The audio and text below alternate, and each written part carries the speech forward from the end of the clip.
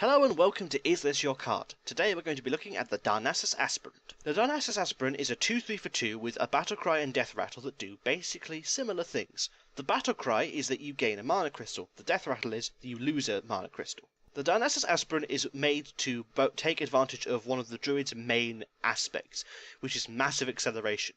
Cards like Astral Communion, Innovate, Wild Growth all synergize well with the kind of acceleration you'd expect from a Druid, allowing them to get out their bigger, stompier minions quicker. And along with this, you get the synergy with Darnassus Aspirant. A 2-drop 2/3 isn't necessarily the best stats in the world, but with the Battle Cry gaining you a mana crystal, it works out quite nicely. An absolutely amazing synergy with the Darnassus Aspirant is actually Bran Bronzebeard. If you play Bran Bronzebeard turn 3, then double Darnassus Aspirant next turn, you will actually gain 4 mana crystals.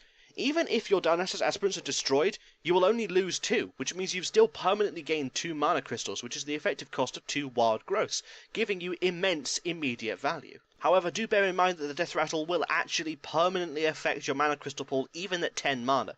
You will actually go down to 8 mana if you lose both Darnassus Aspirants at once at turn 10, and even on your next turn, you will still only have 9 mana. You won't go back up to 10.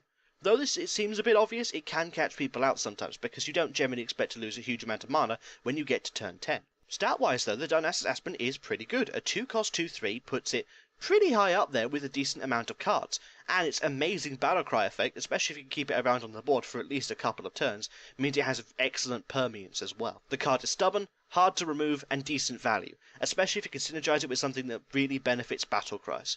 Otherwise, it's not a truly amazing card, but it's actually pretty good for the early game.